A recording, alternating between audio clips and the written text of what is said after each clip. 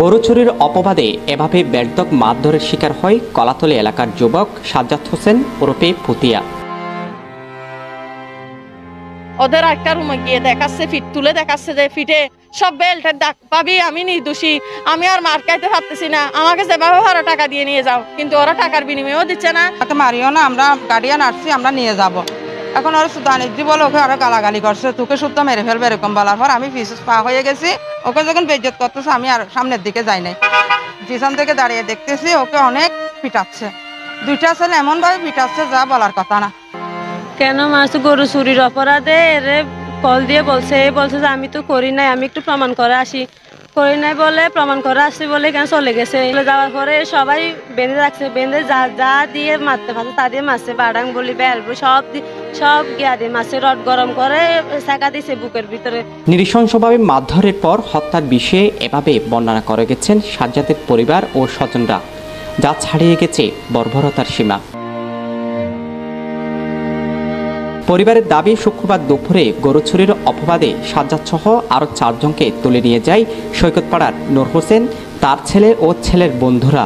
পরে বেধড়ক মারধরের কথা জানতে পেরে রাতে ছুটে যায় সাজ্জাদের পরিবার। টাকার বিনিময় হলেও সাজ্জাদকে ফিরে পাওয়ার আকুতি জানালেও মনগুলো নিয়ে অভিযুক্তদের। রাত্রে আমি যখন গেছি, মানে টাকার বিনিময় হয়ে নিয়ে আসতে হবে, যখন মারধর বেশি করতেছি শুনতেছি, তখন টাকার বিনিময়ও দিব না।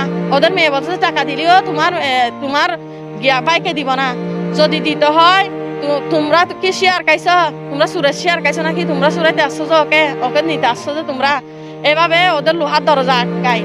আরো কয়েকজনকেও দেখছি ওখানে সুরের দিয়ে রাখছে, কিন্তু আমার দেবরকে মারতে মারতে ওই সময় আমার দেবরে ওদের একটা রুমে গিয়ে দেখাচ্ছে, ফিট তুলে দেখাচ্ছে যে ফিটে সব বেল্টের দাগ পাবি, আমি নির্দোষী, আমি আর মার খাইতে পারতেছি না, আমাকে যেভাবে ভাড়া টাকা দিয়ে নিয়ে যাও, কিন্তু ওরা টাকার বিনিময়েও দিচ্ছে না, নানান ধরনের কত ভাষায় কথা বলতেছে।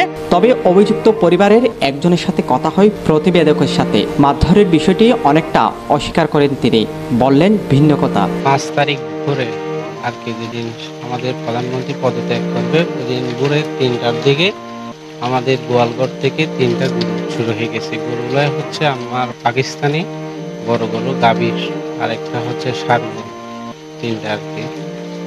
গরুগুলো চুরি হওয়ার পর আমরা দীর্ঘদিন পূজার পর কালকে মানে 16 তারিখ ভোরবেলা 2টার দিকে আমাদের ওইখান থেকে যারা চুরি করছে তাদেরকে সন্ধান পাওয়া গেছে, কিন্তু এখন ধরার পর ওনাদের একজনকে ধরছে। ধরার পর যখন জিজ্ঞাসাবাদ করা হয়েছে, এলাকারই লোক, কলাতলী পার্শ্ববর্তী এলাকার, ধরার পর সে বলতেছে আমাদের সাথে আরো 3-4 জন আছে, আমরা মোট 5 জনে মিলে কাজটা করছি। কিন্তু কেমনে নিচে গরু, কখন নিচে, কিভাবে নিচে, সব ডিটেলস ওরা কি স্বীকারোক্তি দিচ্ছে প্রত্যেকে, সেটা সবার কাছে ভিডিও আছে। কালকে সাংবাদিক আসছিল, মানে উনি নাম নিতেছে না, মানে কে মারছে এটা ওনার হয়তো পরিচিত বা কাছের কেউ আছে এই জন্য। আর এ না যে ওনাদেরকে আমরা এখানে চোর বলে কাউকে, মানে কি ওদের খাওয়া দাওয়া সবকিছু, মানে কি টি শার্ট যাও করালা সবকিছু দিচ্ছি, বাসায় এনে রাখছি। এই ঘটনায় নাড়া দিয়েছে সবারই মনে। এভাবে মারধরের ঘটনায় জড়িতদের আইনের আওতায় এনে সর্বোচ্চ শাস্তি কামনা করেছেন পরিবারের সদস্যরা।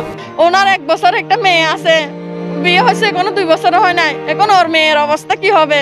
আপনারা কি বাবা ফিরে দিতে পারবে? আমার ভাইয়ের সুস্থ বিচার চাই, আমার ভাই দেবরের সুস্থ বিচার চাই। সাজম বড়ুয়া, সাজু, কক্সবাজার ভয়েস।